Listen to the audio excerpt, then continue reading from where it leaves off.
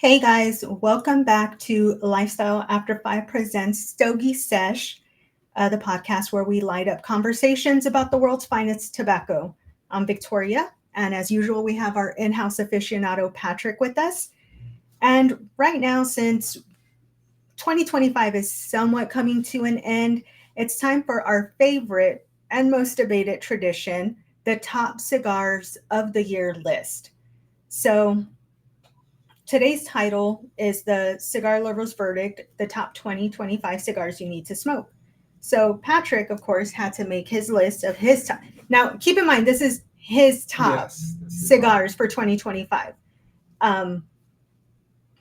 We'll see what we get into. So, are you ready for this? Yeah, I'm glad to be here and glad to share my list with everybody. Hopefully, everybody gets to try some of these cigars out because they're really great. Awesome. So, before we dive into your list, let's establish some ground rules. So you've stated before, what makes a cigar top tier is entirely personal, right? That's correct. Yeah. Personal preference. Mm-hmm. So when you were building the list, what were your core criteria? Like, what makes a stick Patrick's top 5? So, the first thing is, the complexity.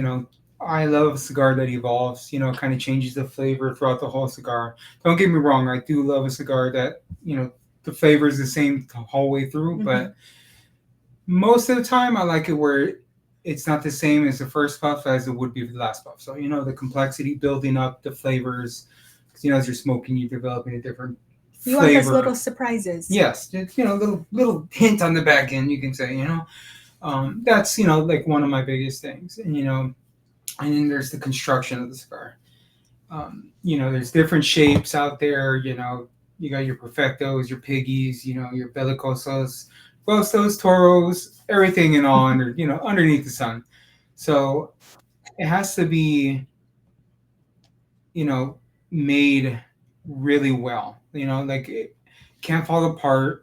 When you're wrapping, don't get me wrong, there's stuff that's going to happen, but the construction of it, is the leaf going to be loose, or, is it tearing on one end, or, maybe it's just, different color than it should be, so the construction of it, that's one good thing too. And what about a wow factor? Is that something you look for? It's something that's like just kind of, it's something for me, like it's something that you won't get in another cigar. So that's about, like, so is it flavor? It could be flavor. It could be, like the size of it, the draw of it. There's not so many wow. It's also personal preference, but what wows me is the overall experience of the cigar. So, if I'm in a bad surrounding and I'm having a great cigar, it might not be on my top list. But if I'm somewhere chilling, in a lounge, good music playing, and that cigar can bump up on my list all the way to the top. I mean, I guess it's kind of like a song or a smell. You associate it with the memory. Yeah, definitely. So if you're having a good cigar, like you said, with the great experience around you, then yeah, that obviously is going to go to the top of your list. Thank you. So before we get into your expert rankings, I want to share my little list. The aficionado's sweet spot list is what I call it. So these are my top 3 sweet tooth cigars of 2025 because, I like the sweets. Yes, you do. And so it's a blend. It's all sweet, but they're different flavors of sweet. So, of course, top of my list is going to be Sweet Jane by Drew Estate. Mm-hmm. I absolutely love it.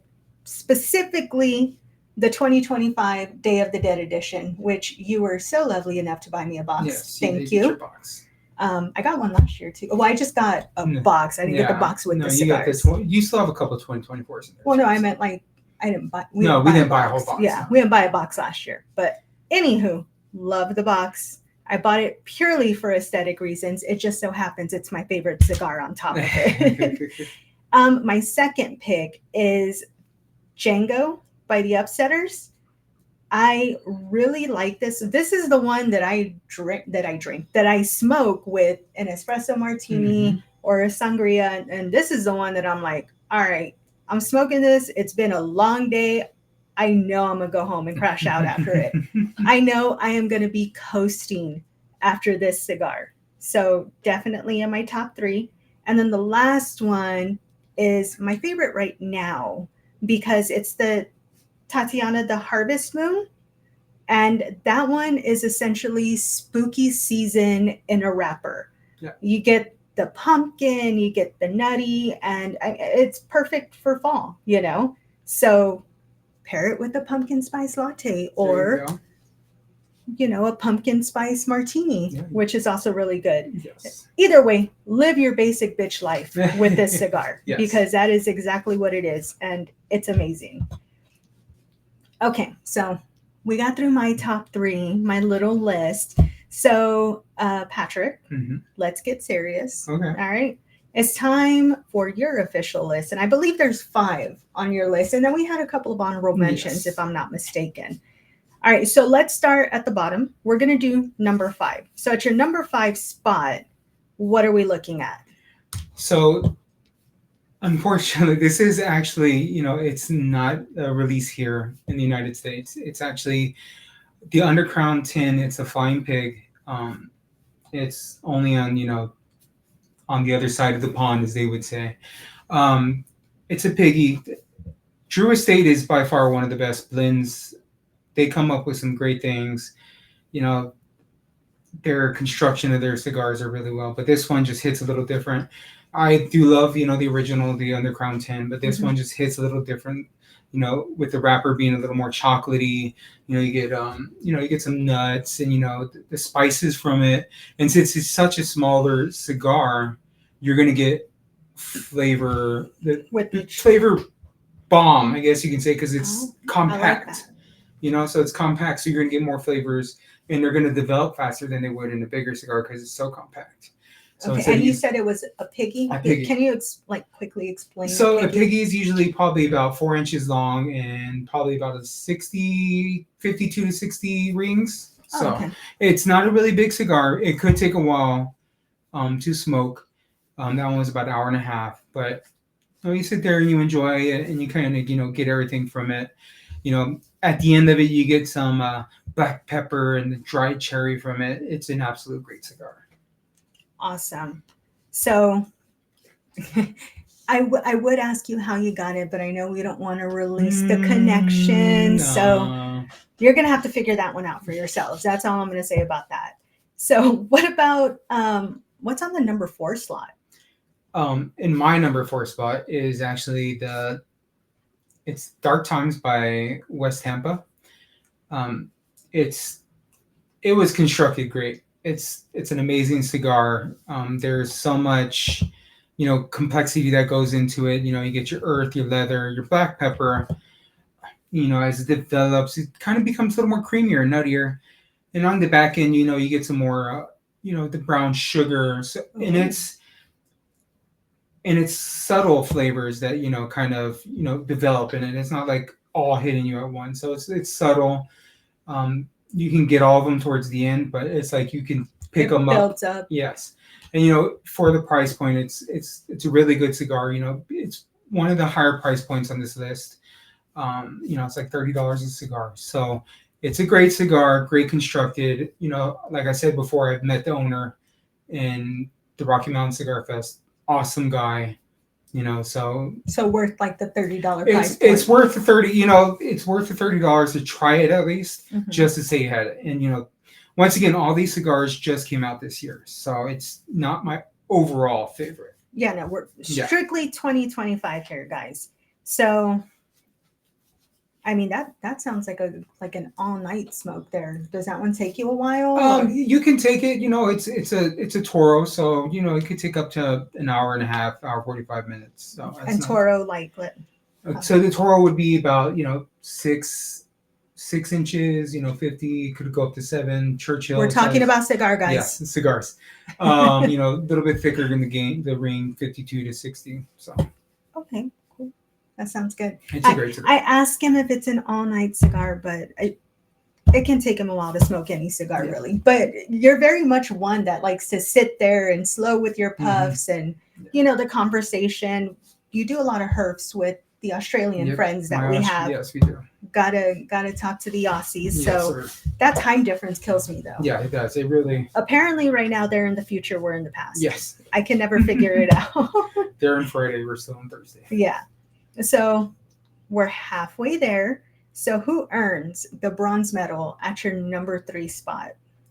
So this one it's an AJ made cigar. It's by Nasser. It's the GOAT.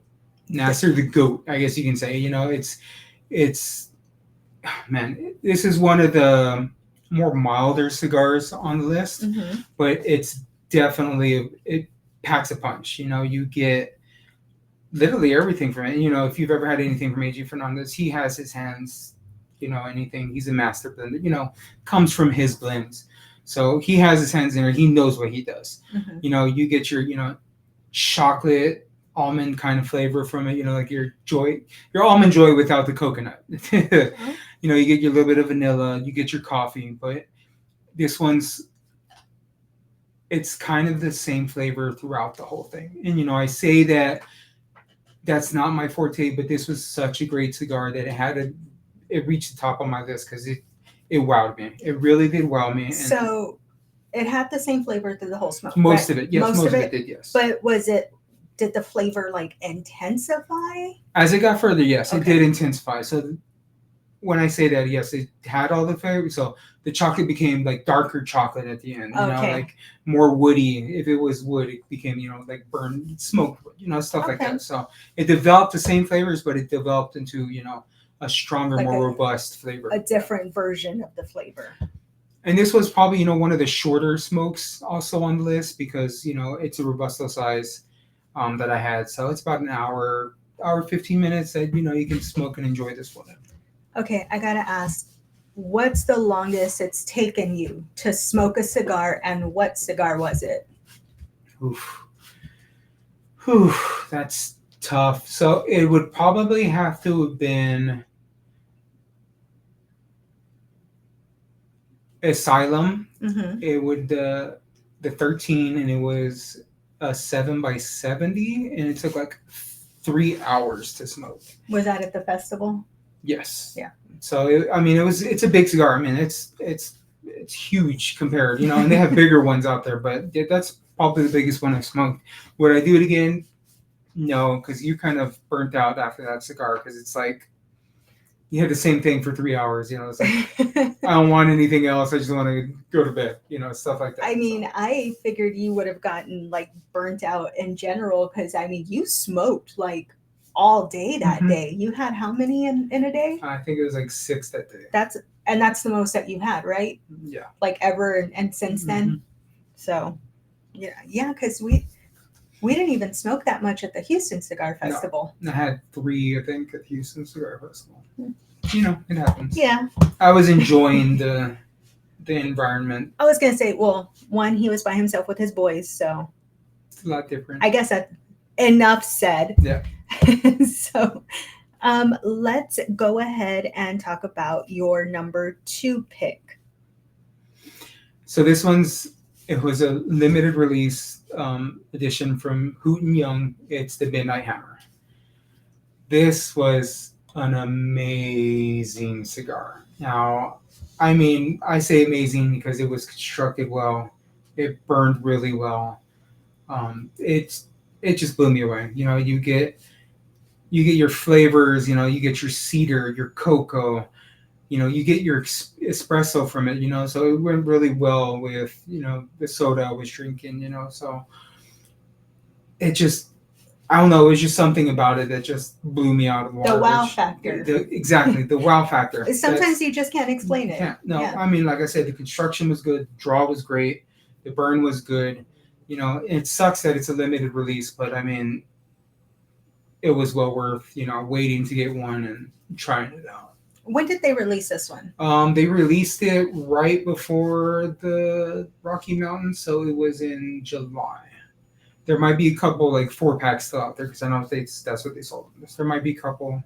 go try it if you can get your hands on one. Try it out. It's definitely great. Is this one of those that kind of sold out fairly quickly? They said it sold out, but I'm sure you can find a couple online. You know, you got to join the cigar groups. Yeah, you got to look. You know, or just do your research. Do your research. A lot of trading going on. Yes, you can do some trading too. Make some connections of your own over the pond. Yes, definitely. All right, so let's go ahead and number one. Let's get into number one and see what that's about. You know, so my top of all-time favorite cigars, is going to be Liga Bravada number 9. That's like one of my top cigars. It was our anniversary cigar. But this year I was able to try out Liga Bravada Year of the Snake. Now, can you get that one? No, this is also one. This is actually in the Asian market only. It was released in Asia. I was fortunate to get it from somebody trading. Just no stuff. Illegal activity. No illegal. No. Trading, but I was able to get my hands on one, and this one was. It's more of a Lancero. So Lancero is a longer cigar, it's skinnier cigar. It was still, about maybe a 1.5 hour smoke, but the flavors in it, it was just amazing. Like you have your dark chocolate, your espresso, you get some, your rum, your black pepper, even get some white pepper in there. And you can tell the difference between the peppers. You also get your, baking spice that's in there. And since it's such a long cigar, it feels like the flavors mend really well. Whereas, it has longer to develop, whereas a shorter cigar, it develops, boom, it's punch in the face. This one's subtle and it comes. Well, and like you can the Piggy, you said was like a flavor bomb. And so this one was more. Yeah, it's a little more drawed out. So, it burned excellent. More anticipation while smoking it. Yeah, I mean, it was great. So I was like, just having one, the experience, the wow factor was having a cigar that I never had and I couldn't really get here. In great company. It was pretty good. So all around, great stick, enhanced by where you were at and the company you were with. Definitely. So yeah, a lot more goes into it than just a cigar. Mm-hmm. So that was the second one on the list that you mentioned you can't get here, right? Yeah. So is there a noticeable difference between a cigar you can buy here versus one that you may get in another country? Just the blends. You think about it, because they all come from the same factories. Dominican Republic, Nicaragua, they're all coming from the same factories. They're all made in the same factories. There's just certain regions get certain blends that we can't get here. And that's what kind of the hype factor of it. Just like agriculture in general, right? Like some fruits and vegetables only come from, I guess, like a certain country. Yeah, kind of like that. Most of their blends, they come from the same. Now, some of them do have special blends. They come from a certain region, and that's where this is. The same place, but they only made this blend for this cigar, and once it's gone, it's gone. They're never going to make it. So it's more in terms of like, I don't necessarily want to say flavor. Well, yeah, I guess flavor. Like, like Year of the Snake, it's the way they mix the blend, the way they mix tobacco. Yeah. You also got to think they probably made these at the beginning, end of last year. So they were sitting, kind of so aging. It's aged also. And so when they released it, it was already had that. So that blend's gone. So you can't get that blend number. You can't. If you get those cigars, once they're sold out, they're sold out. Yeah. They're not gonna make I was just trying to wrap my mind around that, because I guess it's kind of like, and I don't know if this is a saying. If it's not, I'm making it a saying. Like there's more than one way to bake a cake. Yeah. I suppose. So different ingredients, different flavor. Exactly. Cook at different times, so it ages like a cigar. Yeah. Okay. That was just my own little. I wanted to figure that out there. So now you had a couple of honorable mentions as well, right? Yes. And those would be the Amazon Basin, which I've heard a lot of people talk about this one. I remember when it came out, I was like, I can't stop seeing this Amazon basin. It's all over. And then the other one is the My Father Blue. Yes. Another one that I hear a lot about. Mm-hmm. Is the My Father Blue a little bit underrated, or? So no, it gets a lot of people don't like it as much because from the My Father blend, it's a different cigar compared to all the other cigars. It's kind of more of a little bit of a medium side. Mm-hmm. You're gonna get your graham cracker from it. It's a little bit not sweeter, but it's not their typical cigar. So there's a lot of people who do not like it, but me, I enjoyed it. It was a great stick. It was on the list, because it came out this year. It was anticipated. So just with, trying it out, I could see like My Father, they're not a one trick pony, Yeah. They did get, 2024, they got the #1 cigar of the year with the judge. Do I think they're going to hit higher on the top 25 list this year? They might with that cigar, but in my opinion, it's number 6, number 7, Do you think that some people are just like afraid to try it? Oh, well, like I guess in general, as a cigar smoker, you tend to gravitate towards what you like, right? Mm-hmm. So do you think that some people kind of get stuck in that and get afraid to try something different? Yes. So I mean, and it's like I said, personal preference. People get stuck in their ways, like they're only going to smoke a certain cigar and they're only going to, stick to one brand. They're not going to venture out. Mm-hmm. I'm adventurous. I love smoking different things. Even if I don't like it, I'll try it. People talk like Gurkha. I found some good cigars from Gurkha, and that gets a lot of fucking hate. I always hear a lot, like everyone gives it a lot of flack. I remember when like we were first really getting into the lifestyle, we went into Cigars International or in that humidor, and you were asking about a Gurkha. And the guy looked at him like he had 3 fucking heads or something, right? And I'm like, why does it get such a bad name? Like, is it? It's because they push out a lot of cigars. Oh, so it's one of those that'll produce like it'll produce a lot, and they have a lot of brands. So it's multi. Is it like like a Starbucks? Like there's a Starbucks on every corner? Pretty much there is. But every once in a while, Starbucks will drop one of those seasonal drinks like the pumpkin spice, and you're like, oh my God, I gotta be a basic bitch. But it could also be because they pump out so much that they don't have enough time to age. Because when you age these cigars, they're really good. Okay. They're really good. Good to know. Yeah. So Gurkhas, don't hate on them, age them. Yes. And then if you still don't like it, you can hate on them. Exactly. Exactly. Basic bitch sticks. Yeah, I mean, sorry, our moderator jumped in and decided to. Basic bitch sticks. I'm going to start using that. Basic bitch sticks. Yeah. So what can I say? Every spooky season, we just go into basic bitch mode. I mean, I'm wearing my Hocus Pocus thing, I love me pumpkin spice latte. I'm not gonna lie. Yeah, he really does. Actually, you didn't start drinking that until we got together. I was like, you gotta try this. And oh my God, I love it. Yeah, I'm one of them. Yeah, so he's a basic bitch too. Yeah. Moving on, Amazon basin. What in the world was all the hype about this one? I mean, it's a limited release, right? So there's always going to be hype. Yeah, there's always going to be hype around limited release. Don't get me. This is a great cigar, but only be able to get it every 3 years, and it's a different blend every 3 years. You can't. You'd have to buy in bulk, and then. So yes, I have my hands on it. I thought it was a great cigar. It's well constructed. The flavor was the same all the way. It stayed exactly the same all the way through. It was different because, the tobacco is grown in volcanic soil. So there's a different flavor. It is a little bit on the fuller side. Don't get me wrong. I think it would have been higher up there, but I just feel like the overhype, it's good. Is it worth the hype? Not as much. It's a great cigar, but they overhyped it. And it kind of, when I finally got my hands, I've had the 2024. 2024 was good.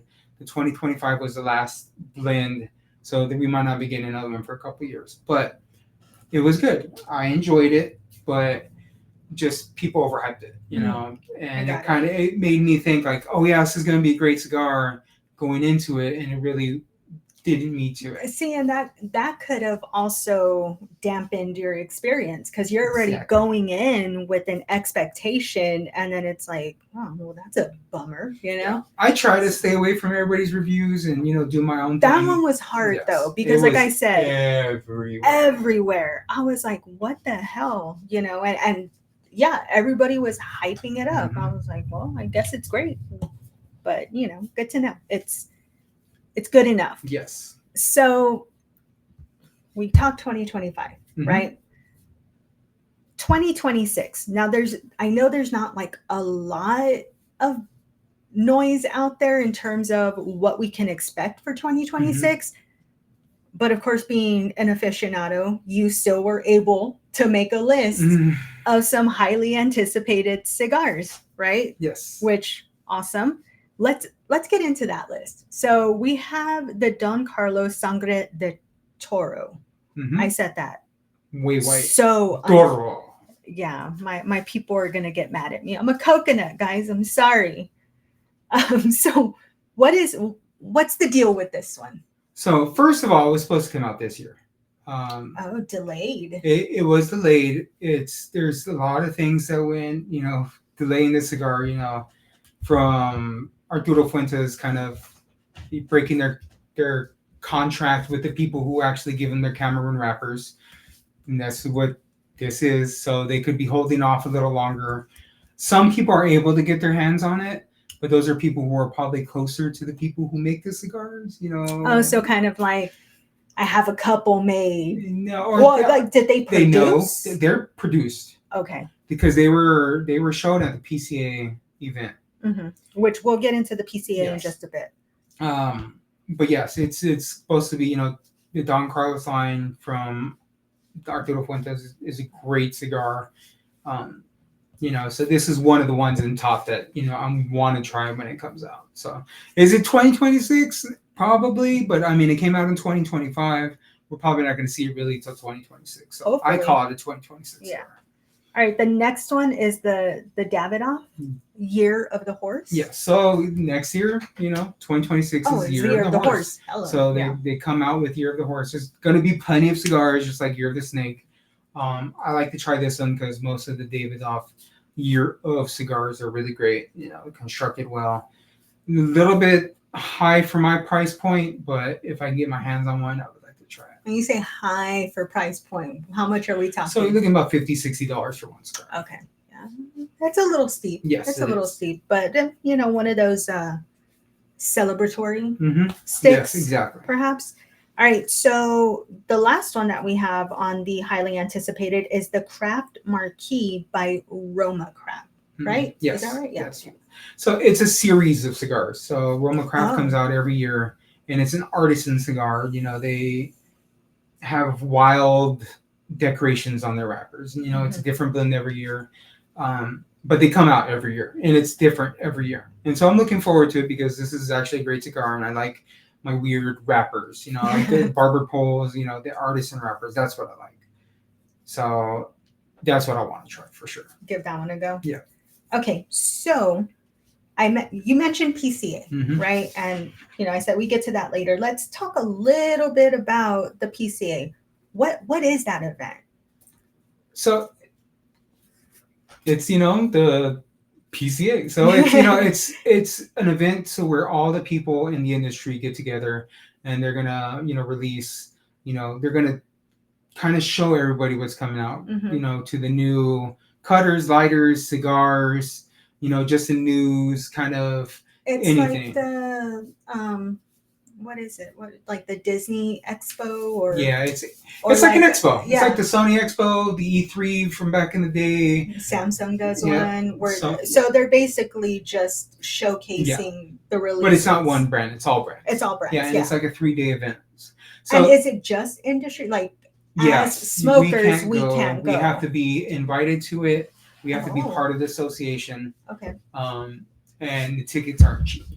But, you know, also prior to this, so they might show some big smokes coming up in Las Vegas. That's also another big one. Oh, okay. And they might preview some of 2026 cigars. Big Smoke is the one that is with the Cigar Aficionado magazine, right? Yes. Yeah. So, But I mean PCA too, because that's the biggest. That's the biggest But one. most will come out PCA. Some they might not have too much in the Big Smoke. But Big Smoke, you can attend as Yes. a smoker, right? So Yes. that one's not just industry. No, it's anybody who can afford the price to go, they can go.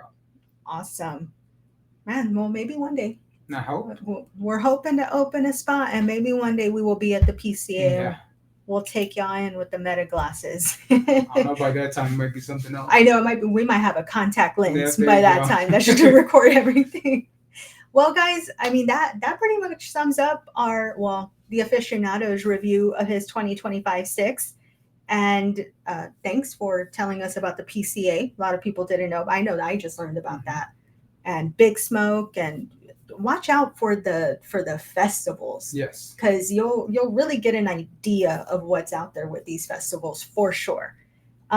So thanks for giving us your list. Appreciate the knowledge. Is there anything else you want to add before we sign off here? So if you're looking to do, festivals, they're going to start popping up because a lot of them start coming up, and they're starting to plan for next year. So if you haven't seen one that you see, they're going to start popping up within the next couple weeks, months, because it's getting towards the end of the year and they need to build that hype. Yeah, and tickets will start selling. Tickets sell fast. Yes. They sell fast, so jump on it. Yeah. If you know you want it, jump on it. That's all I can say. All right, guys. Well, as usual, it's always a pleasure. Thank y'all for joining Lifestyle After 5 presents Stogie Sesh, and we'll see y'all next week. Bye. See y'all later.